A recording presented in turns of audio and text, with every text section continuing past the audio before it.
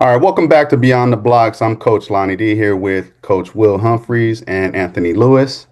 Today we've got a very special guest, and she's actually our first female guest here on Beyond the Blocks. And this one's a little bit more personal for me. I had the opportunity to coach her back in high school, and since then she's gone on to become a national champion, winning the Division III NCAA championship in the pole vault. And now she's coaching at the collegiate level at Westminster College in Pennsylvania. She's been through the full journey, athlete to elite performer, to now developing athletes of her own as a horizontal coach and high jump coach. Emma Rudolph, appreciate you taking the time to join us, and welcome to Beyond the Blocks. Thank you so much for having me. I really appreciate what you guys are doing and the podcast you've started. And thank you so much for having me on as the first woman guest here. You got it. Mm-hmm. So we're going to get right into it. What do people get wrong about the level of competition in Division III track and field? Oh my gosh, that's such a good first question. Holy cow! I feel like I'll tell you about what I personally thought of like Division III before I joined Division III, because I was looking more at like D1, D2 schools when I was back in high school. So whenever I thought of Division III, I just thought, like that's the last place you want to go. And I didn't think it was the place that like I aspired to be and whatever. And in my head, I was like, oh, like not very many high performing athletes go to Division III. And my perception of Division III was absolutely wrong. Division III is very talented, and we're actually the largest NCAA division. I think we make up like out of the NCAA, 40% of athletes are from Division III. So it's a very large division. It's a very competitive division, and it's been a pleasure coaching in it. I actually really, really enjoy it. Oh, that's amazing. That's good to know. I didn't know about those numbers. Mm-hmm. Yeah, and I think most people probably share that same perception you had as well before they like dig in and do a little research. So yeah, thank you for that. As an athlete, when did it click for you that the D3 level was serious competition? Oh gosh, my journey happened very fast, because at first I did not compete in college, and then I transferred here and I started competing. And it wasn't until I qualified for nationals and all of like the hard work I'd put in, I was like, holy cow, like that took a lot of work. That was not very easy. Mm-hmm. And then whenever I got to nationals and I saw my competition, I competed for the first time, I was like, holy cow, like this isn't a game. Like these people are not playing any games. Like these people are very, very talented. And so it wasn't until I started competing nationally within Division III that I was like, holy cow, this division is no joke. And there's some pretty talented athletes. So you mentioned something too that like I didn't know. I'm very curious about. You say you started as a student, maybe somewhere else, but you then transferred and became a student athlete. Where were you at first, and like what made you decide to get back into the sport? Because that's interesting. Yeah. So, Coach Lonnie, maybe you do remember some of this. So when I was a senior, I was looking at a couple different colleges, and I was getting a lot of input from a lot of different people, and I had no clue what I wanted to do. I hadn't quite found a coach that I had really trusted yet. And I had a coach, and it ends up being the coach I ended up jumping for. He was all the way out in Pennsylvania, and I was in California, and I didn't really want to move to Pennsylvania. I really wanted to stay close to home. And so I couldn't quite find a coach that I really, really trusted.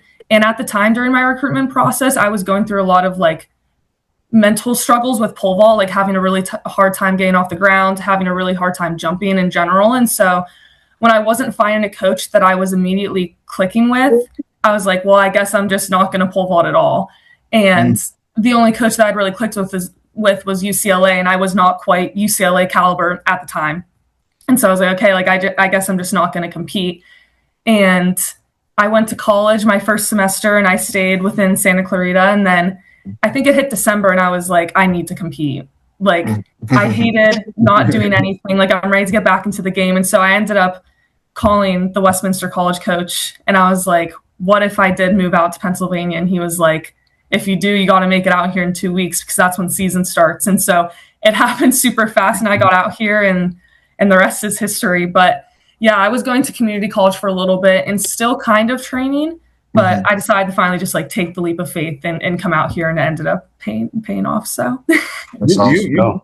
You touched on trusting, finding a coach that you can trust. So what led to that actually phone call to your coach of saying like, okay, I trust this coach and this is the coach I want to compete for? Yeah. So my parents are from Pennsylvania, and when we had moved out to California, we'd visit like a lot in the summer, and I love pole vaulting, and I started pole vaulting my freshman year of high school. So when we would come to visit, I was like, I can't miss a single day of pole vault. Like I have to keep jumping during the off season. And so we found a pole vault coach out here that ran summer camps. He was like a family friend from a super long time ago. And at those camps, I met the current Westminster pole vault coach. And immediately he put me on like the biggest poles of my life. And something that really stuck out to me was how much he believed in me, and it like didn't waver. He like believed I could do anything, and he really believed in my ability to be great and to get on these really big poles and have these really long runs and jump super well. And that was something that stuck out to me immediately. And I have like never had a coach that challenged me that hard and believed that I could, like follow through with that challenge and be successful. So that really stuck out to me. And so whenever I was recruiting, I was like, I need to find a coach that's like super confident in his ability of coaching pole vault and confident in my ability and will challenge me was like the big thing. I need a coach that will challenge me. And so he was always like in the back of my mind, and I couldn't quite find the coaches whenever I was like touring schools in Los Angeles and Southern California that really challenged me, in that way. So that was something that always really stuck out to me. And so I loved the fact that he challenged me. So whenever I decided to pole vault again, I was like, I have to go with this coach. It's going to be difficult, but I know that he's going to help me be really successful.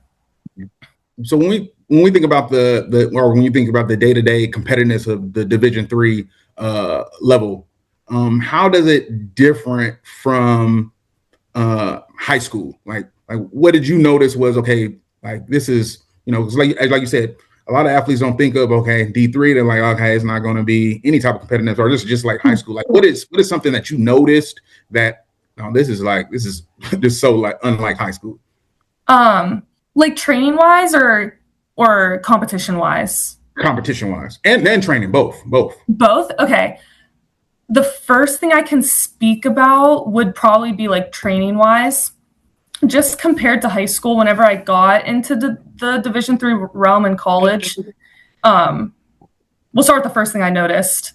I was lifting every single day. I did not, there was lifts in high school and I chose not to attend them. And then whenever I went to college, they're like, well, you have to lift. I remember that. I started lifting. Specifically, I started CrossFitting every single day.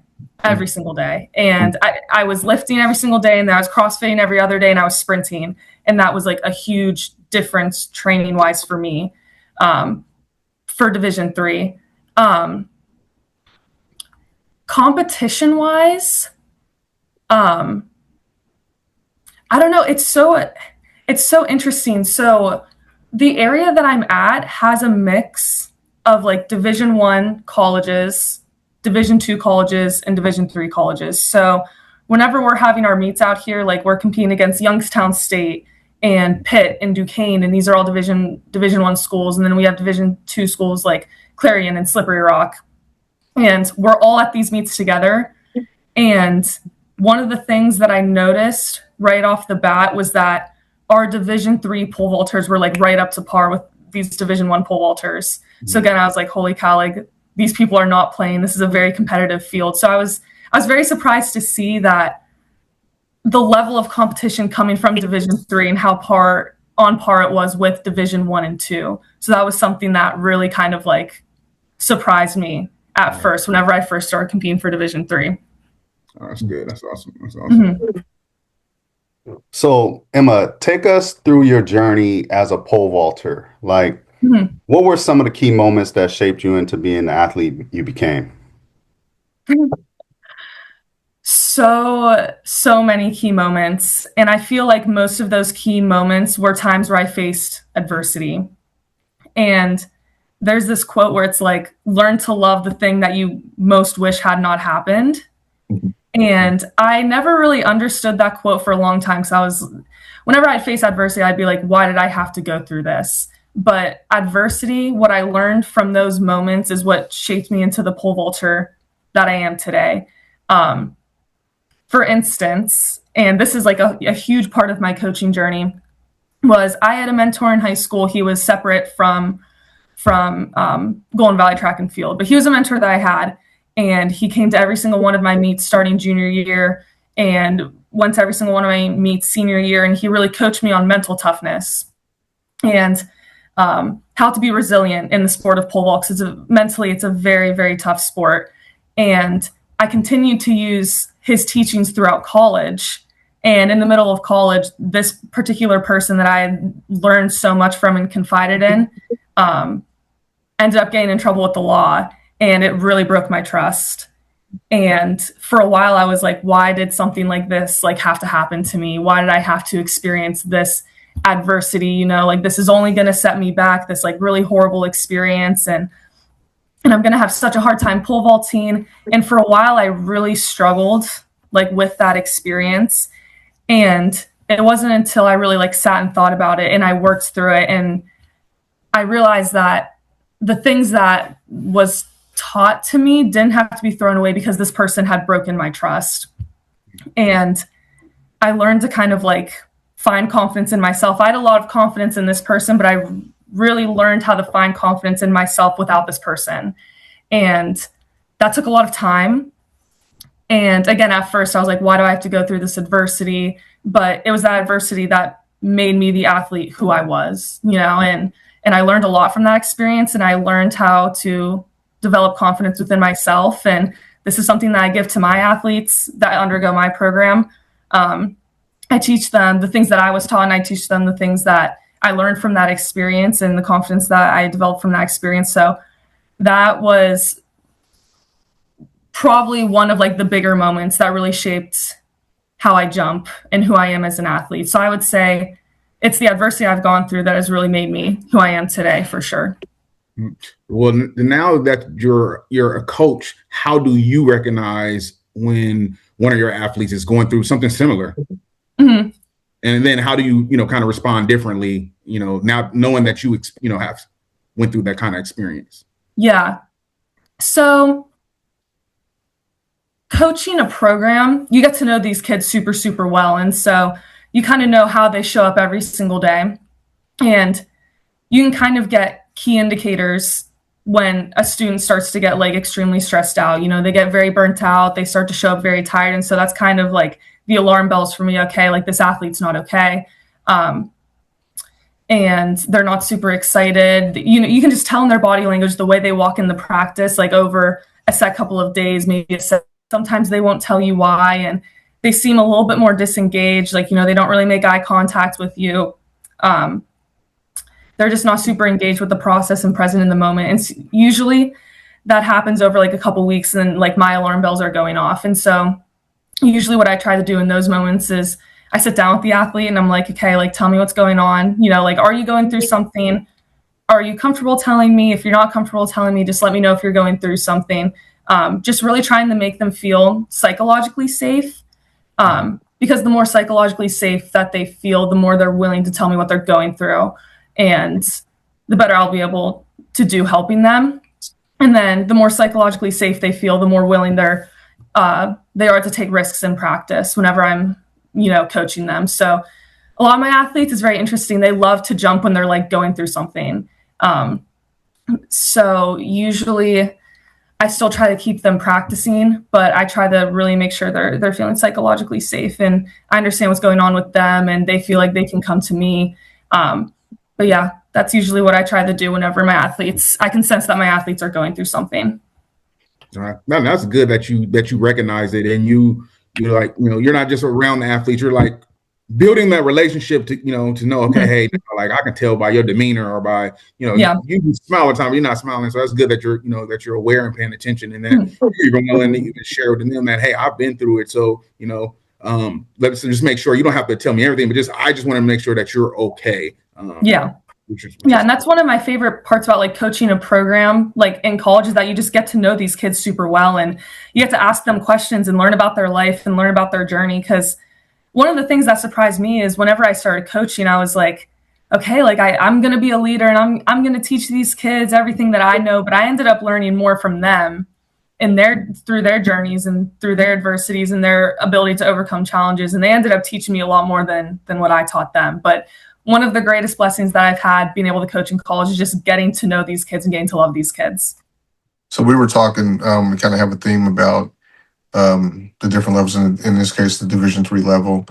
Mm-hmm. So for athletes, high school athletes who may have, before, say, watching this episode, may have overlooked the Division III level, what would you tell them if you have the opportunity to talk to like the world, essentially? What would you tell them about the opportunity to compete and develop at this level? Mm-hmm. So again, I kind of talked a little bit about what I felt towards Division III in high school. Mm-hmm. And like, I just thought Division III just didn't have as many opportunities and it wasn't as competitive.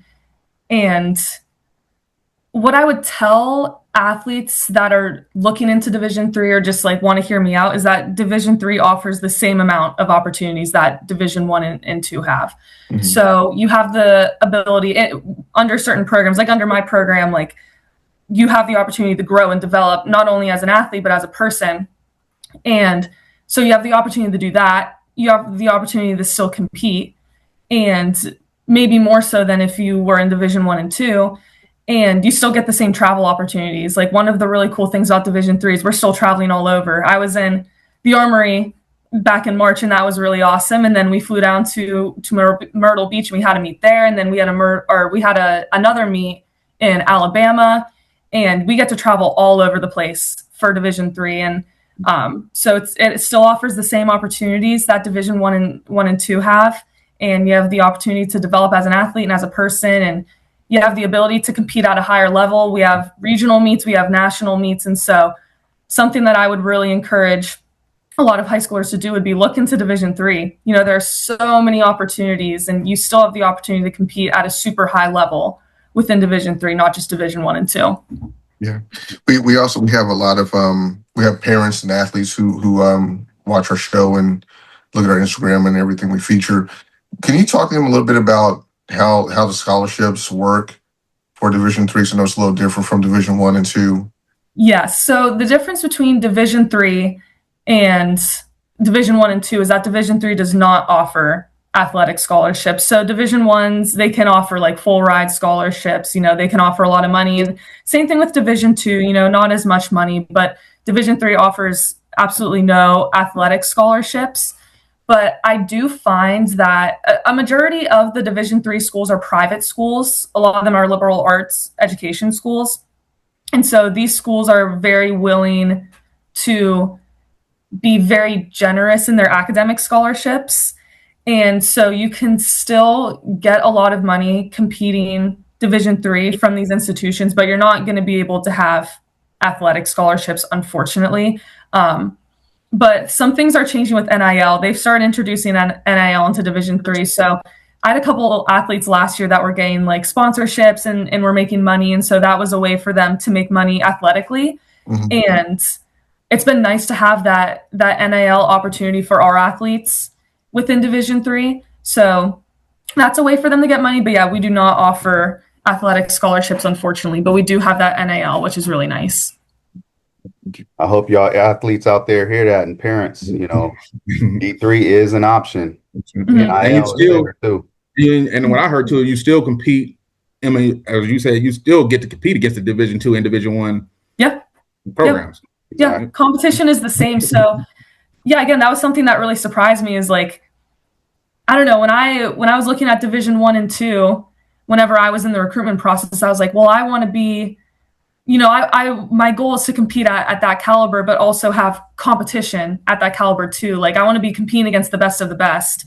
And the reality is like in track and field, no matter what division you're in, you will be competing against the best of the best. So like, again, our Westminster College competes against all these Division I schools. And so you still get that competition within Division III, So that's been a really good opportunity for our kids, to kind of see they can compare themselves to the Division I and Division II kids, and they can set those goals and they can try and beat them. And so it's been cool watching our kids compete in Division III for sure. So it's really just based on, your coach putting you in those meets. Honestly, Yeah. That's just Yeah. Yeah, it's a lot of it is based on what meets they're willing to drive to or go to, what meets are open, what meets they want to enter you in. But if there's a meet at Penn State and it's open, I mean, I could just enter my kids right now and we can go and we can compete against Penn State. So there you go. yeah. Pole vault is one of the most technical events in track. So if you had to simplify it, what are the key phases of a successful vaulter?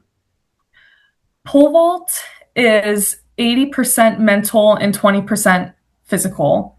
And I've been teaching the pole vault for 6 years now, and I can teach it all I want, but really it's just kind of up to the athlete on whether or not they're willing to execute what we've been teaching them in our program. But for pole vault, again, it's super mental, 20% physical. Are you looking for exactly what happens in pole vault, like the run, the plant, the jump, the swing, or more so the other side of that? Both sides. Both sides. Oh gosh, if I could explain pole vault in the simplest of terms, it is running as fast as you can and then doing gymnastics. And it all happens in under 2 seconds. It's so fast. Yeah, it's a very mentally challenging sport for sure. So Emma, you've had to overcome adversity during your career. What's one of the toughest moments you faced as an athlete? Oh my gosh. The toughest moment that I had to face as an athlete. Oh gosh, there's a lot of those. I had won Division III nationals. I had done the thing, I had worked really, really hard, and I made it to nationals and I competed and I won, and it was really awesome. And I took the summer off and I came back in the fall and I was training, everything's going good. And I picked up the pole for the first time and I'd completely forgotten how to pole vault. And this is kind of the mental side of pole vault that I was talking about. Pole vault is 80% mental, 20% physical. And physically, I was fine. I was incredibly in shape. I lifted, I sprinted, I trained, I did all that. But I could not pick up the pole and run and plant and jump off the ground. And it was like that for probably 3 months. And having to work through that, I learned a lot about myself having to work through that. And it made me a better athlete, but that was one of the toughest things that I've ever had to do because, these people had this, my institution that I competed for had this expectation, okay, you won nationals. Are we going to do it again?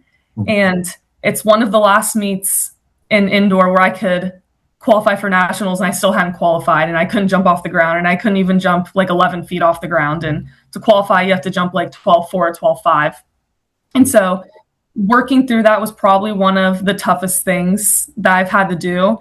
And it required a lot of humility and just being able to shut my brain off and just do exactly what my coaches were asking me to do because I had a hard time with that. I was very nervous. I was coming to practice nervous. I was going to meets nervous.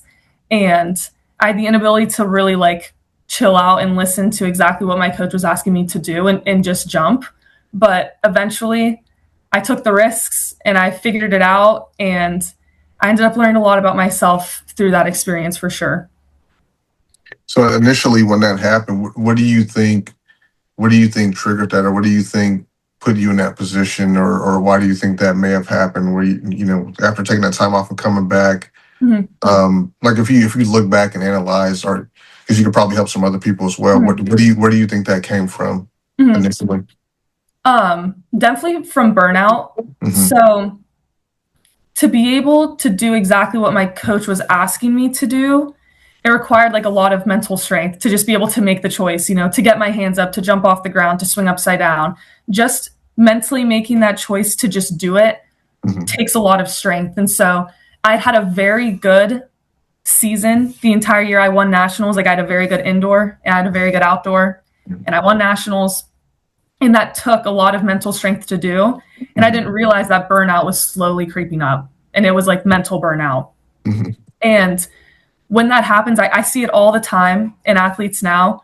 When you get burnt out like that, it is very hard to execute the way that you were before, because execution, like doing the right thing, having the right technique, lifting your knees, flexing your feet, carrying the pole down the runway, getting your hands up above your head, is all a choice that you have to make first in order to do those things.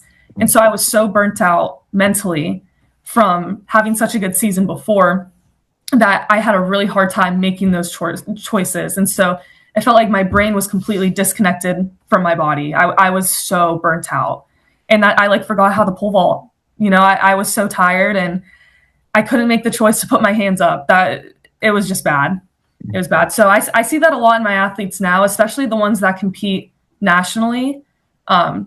Usually what happens is they compete in indoor, and they have a really good indoor season. They make it to indoor nationals, and then we head right into outdoor. There's no break, not even like a week off. We have our first outdoor meet the week after nationals, and performing at that high caliber for as long as they did and for as well as they did takes so much mental strength that by the end of it, they're so burnt out.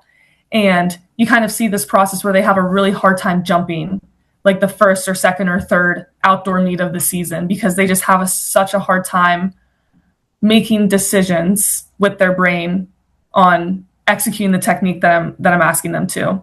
Mm-hmm. Thank you. So, Emma, I remember a couple of times this happening in high school, where I guess you experienced burnout or like brain farts or whatever, and you coming over to me and saying, "Coach, I need you to talk to me. I need you to give me this pep talk to, get my head out of my behind. And I remember a couple of times you telling me that. What do you say to your athletes as they come to you, having issues jumping or not? So, right now you coach high jump as well, and the horizontals. Like, what do you recommend to your athletes when they come across these issues? So I'm actually dealing with this. I dealt with this last year, and I'm dealing with this right now just because we're still at the very beginning of outdoor. And so I had a high jumper that had a very successful indoor season and made it to nationals, and now we're kind of still in the beginning of outdoor. And he immediately started to feel burnt out. And so I'd been here before, and usually when that starts to happen is I have to dial back on practices. So they're not jumping. Usually they jump twice a week. I have them start jumping once a week, or maybe they just drill like on the ground for one day and they jump the other day, or sometimes they'll take the full week off. So one of my athletes is experiencing burnout right now.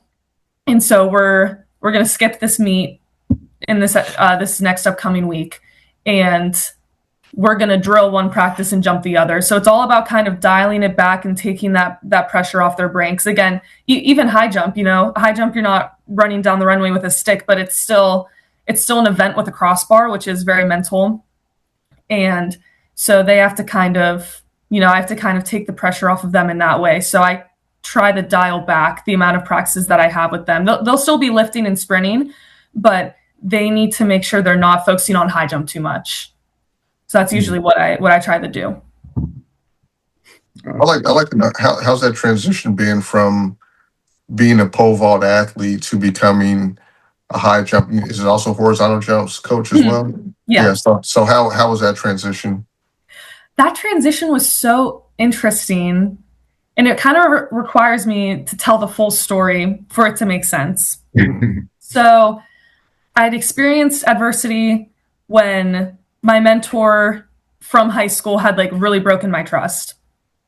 It ended up happening again from a coach at the college. And that was like a total blindside. Like this coach had done things that he shouldn't have done and broken the trust of student athletes. And so that's exactly why I took the job. I had been learning how to coach, but I didn't want coaching to be a career. But I knew that like I had gone through this before, and I knew that I could be effective at coaching kids in the same situation and getting them to perform despite what had happened to them. And so that's how I started coaching high, long, and triple But what's very interesting about that is that I had never coached high, long, and triple before. So all I knew is, okay, I can deal with this very specific situation with athletes because I've been through it before, but I have no clue what's going on in high, long, and triple. I had never done it before. And so I had about a month to prepare. And the good news is that my pole vault coach had previously coached in high jump and in long, but he had not coached in triple.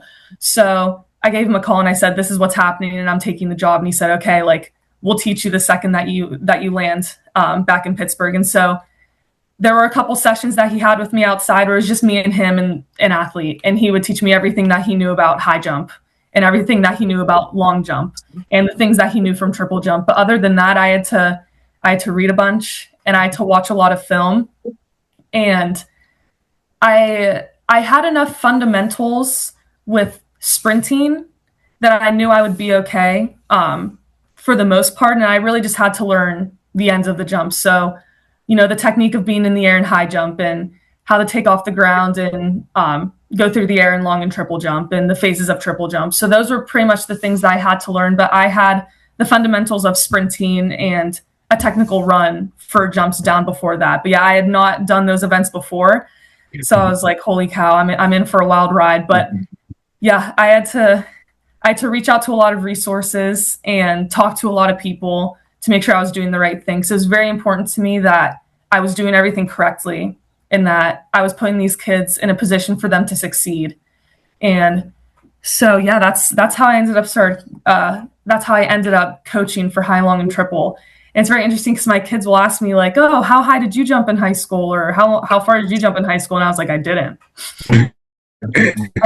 I jumped 0 feet and I high jumped 0 feet as well. So that says a lot about you as a person, knowing that, you didn't know, like you said, you knew the basics, but you still was willing to take this position, one for the athletes, like, you did it for the athletes. Like, I've been through this, something similar. No, I'm going to take this job because I know how to handle this situation. But then on top of that, says a lot about just the confidence of you as a person of like, hey, like, I'm going to learn still. Like, I'm still going to research. I'm not going to go out here and, chat GPT and stuff like that. Like, I'm going to read. I'm going to reach out to my resources and stuff like that to learn and study. So it just says a lot to you as a person and as a coach. And I'm hoping that our audience is hearing that of just the willingness to learn, to help your athletes be great athletes and great people, because we see this a lot, especially on the high school level, of these coaches are not not opening up a book, not taking a class. They just see a couple of YouTube clips and stuff like that and going to athletes. So hearing that you took the time of, hey, I'm going to learn this and transitioning and reaching out to your resources. Sometimes we don't realize that we run across a whole bunch of people and don't make that connection, because I tell like my kids all the time, like, hey, like, make friends, talk, because you never know when you're going to need someone or don't, your old coach, and stuff like that of, building a relationship. So I'm glad you touched on that, because that's very, very important. Thank you. I really appreciate that. And one of the things that my kids ask me is like, what makes a good coach? And I'm like, humility. It's constantly learning. It's a constant exchange with your environment. You can't, you put kids at such a disadvantage if you pretend to know everything. And you should be very confident in what you're doing. Yes. But you should also have the humility to ask other people, like, okay, like, what do you think I should do? And a lot of my coaching, my first year, I was going back to my coach, my pole vault coach, and I was like, please help me with this situation. Like, here's how I want to handle this. How would you handle this? And sometimes I would call you Coach Lonnie, and, we'd talk about like how we should run a program, like beginning of fall to the end of spring, and what that should look like and how many times a week that should be happening. And there were times I was talking to coaches in meets, and I knew these coaches were coaching nationals kids, and I'd ask them questions or I'd listen to them coach. A lot of my time spent my very first indoor, I had my program ironed out by then, but a lot of my time spent the first indoor was me just listening to other people coach and just seeing like what worked. and talking to other coaches and asking questions, like, why'd you say this to this athlete, or why do you do this whenever the bar goes up, all that kind of stuff. So having humility is so important as a coach to make sure your athletes are successful, for sure. No doubt. No doubt. I was going to say, I'm sorry, going into coaching new events, are there any like breakthroughs you have with your athletes that you like to speak on, like any successes or anything of that nature? Yes. So all of my athletes are absolutely wonderful, and there's so many different athletes I could highlight for very different reasons. The first success I had as a coach is I have an athlete, her name is Brianda. And what's very interesting about that situation is we were teammates and we were on the same relay and we went to undergrad together. And I took this job because the coach was not being responsible. And all of a sudden I go from teammate to coach. I'm like, holy cow, I got to buckle down right now and make sure I do a good job. And so the first day I walked into practice, it was straight business, and we got to work right away. I knew exactly what needed to be fixed and what we need to work on. And when the indoor season hit, she started jumping high like almost immediately. And that was really, really awesome. And she qualified for indoor nationals, not just in high jump, but in the pent as well. Mm-hmm. And I got to coach her at that meet. She didn't have a coach for the pent. So I was like, okay, like I'll try and coach you as best as I can. And it's very interesting. She's a very experienced athlete. And so a big part of my coaching was just trying to build her confidence, trying to get these kids to do what they've been taught, like she had like 8 years of track already under her because it's her 5th year of college. And so a lot of it was just getting her in a position to execute and being confident in that execution because she did have good coaching before. And so that was a lot of it for like her pent events, like she knew how the long jump and she knew how the hurdle, but how do I get her to do the right thing? As far as high jump goes, we worked at it all of fall. I knew there are things we need to fix, and she jumped 171, which I think is around 5'7" or 5'8" in the middle of season, and she was able to qualify for nationals. And she didn't get an All-American that indoor, but we worked hard in outdoor, and she qualified again, and she got her very first All-American in outdoor, and that was her last season too. So she ended it on a good note, and that was definitely rewarding for sure. We had been through a lot together. Her coach had left, I had stepped in. It was a very interesting relationship coaching, your teammate, and we had our ups and downs in that situation, but she trusted me, and I feel very blessed to have had her trust in coaching her, and we were able to get it done, and she got her very first All-American. And now she actually came back to coach, and she coaches hurdles and pent. So she gets to kind of teach what she learned throughout that process, which has been amazing. And I have another athlete. His name is Rylan. His PR is 206, but he came into college jumping, I think, 195. And I got to develop him. He didn't have a coach before, really at all. And so that was a little bit of a transition for him and I that we had to work through, like him being able to be coachable and me trying to get him to be coachable. But the second that we figured that out, it was lights out. He jumped 2 meters, 201, 204, 206, had a really good couple attempts at like 208, 210. But he went to indoor nationals this past indoor season, and he didn't get an All-American, but he learned so much from that experience. At his first time at NCAAs, and he's only been in the track game for like 3 or 4 years now. And he was able to go and compete at that meet and see how other people jumped. And he was like, holy cow, like this is what I'm capable of too, And so that was a really good experience for him. And he had to grow significantly as a person and learn how to be coachable and learn how to have resilience and have mental toughness. And so even if he didn't get an All-American, his growth as a person was just absolutely outstanding for him. And so that was really awesome to experience. And I learned a lot from him, again, just being able to coach him through that. And I have a couple really awesome athletes, and they might not jump as high or jump as far, but I would say those athletes know my program better than the ones that are going to NCAA nationals. And so their role is incredibly important. They know my program super well. And so they're really important for the culture, and they push those kids that are going to nationals. I had one athlete, and she's not going to the regional, she's not going to the nationals, but she knows my program inside and out. And she looked at one of my nationals kids, and she's like, "Can you just do what Coach Emma's asking you to do?"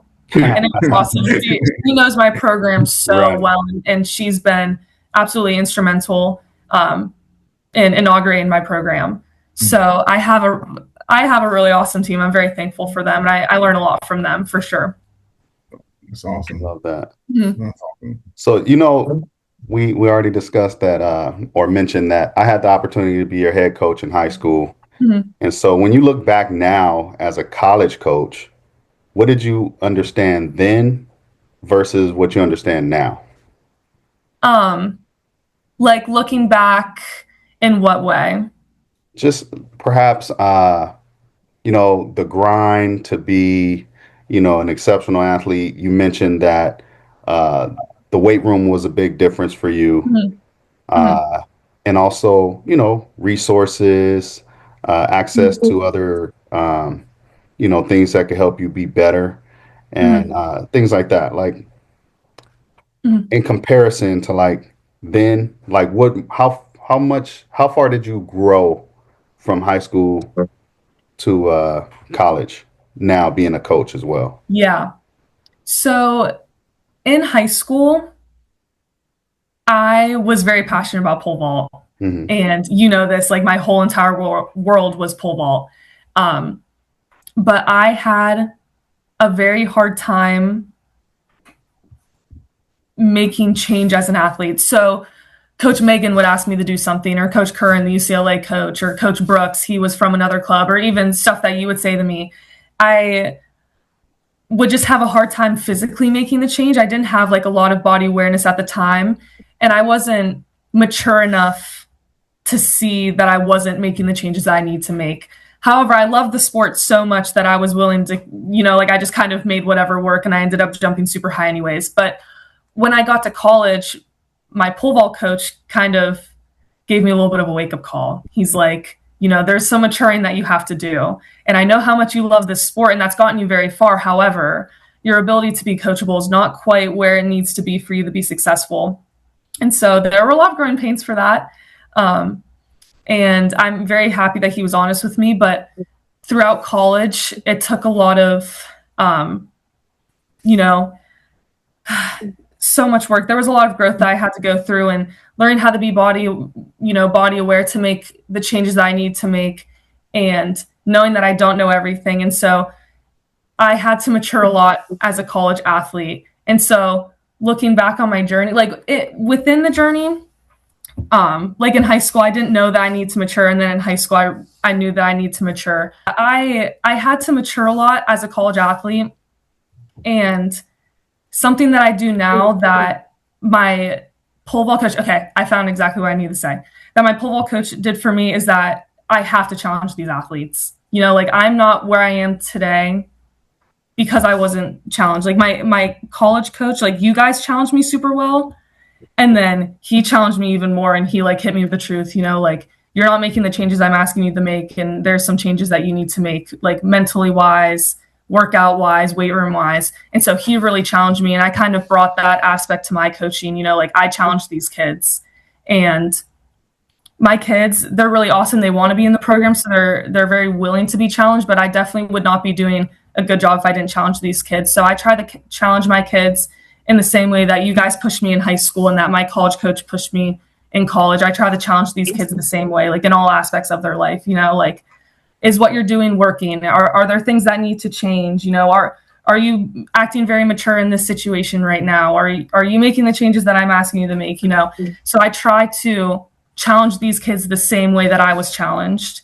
And ultimately, it just comes down to the fact that I was believed in as an athlete. So you guys believed in me at Golden Valley. And so that's how you challenged me. And then my college coach really believed in me, and he challenged me. And so I have an unwavering belief in these kids to be successful. So I challenge them the same way. And if I'm not challenging them, then I'm not doing my job very well. So that's kind of my journey as a college athlete right there. It took a lot of maturing for sure. When I look over the past 2 years, and just me, just being in pretty much the high school space, like pole vaulting has became like very, very, very popular. What would you say has changed in probably, let's just say, the last 2, 3, or even a couple years in the pole vault space, to where you feel like like this is why it's become so more popular, or more of the track world, seeing what you already been doing, and the reason why you chose this event? I would say Mondo Duplantis is probably one of the big driving factors of how pole vault is changing. And it's the fact that he's so young. Like, usually these pole vaulters, what's very interesting about pole vault, and I think it maybe is in the same way in sprints and other events within track and field, but these athletes that go elite, like it kind of takes a while. So like we see a lot of these elite athletes being like 28, 29, 30, like well into their 30s competing. And something that's super interesting about him is that he's super young. So he's very tapped into like Gen Z culture and like the younger kids culture because he's so young.